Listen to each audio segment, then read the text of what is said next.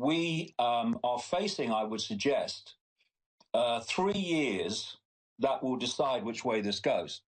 I think 2016, 2017, and 2018 are going to be pivotal years in deciding where this world goes. Because if we allow the system to go on, the agenda to go on unchecked, then by the end of 2018, 2019, we're going to be looking at something that's going to be very difficult to turn around. But if we start to awaken, and the great news, Alex, is that in greater and greater numbers, people are beginning to reassess the world and reassess themselves and reassess life. And what's giving me tremendous encouragement is where these people are coming from. They're coming from within the system now. That's my personal experience anyway. They're people who would never have questioned anything before. And then suddenly they're looking at it, and concepts that would have been totally alien to them a very short time ago are now starting to make sense.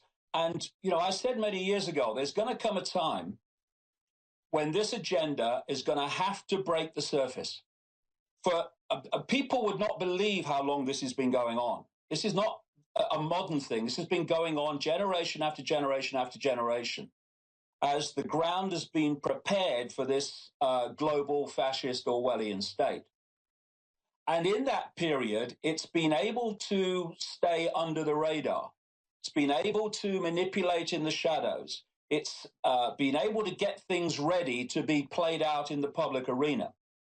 But of course, if you are going to actually make your world happen, then at some point you have got to start playing those things out from the shadows into the public arena where we can see them.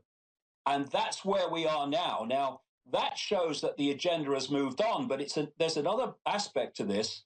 This is a very, very dangerous time for the agenda and those behind it, because they can't hide anymore.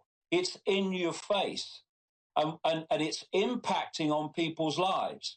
And what we need to do in this alternative independent arena is to redouble our efforts to present to the widest possible audience another narrative, another explanation of world events, which challenge the random presentation of it's all random events, and show how it all fits together. Show how 9/11 and what's happening in Syria, gun control laws and mass immigration out of the Middle East into Europe is all connected. They're all dominoes in the same line.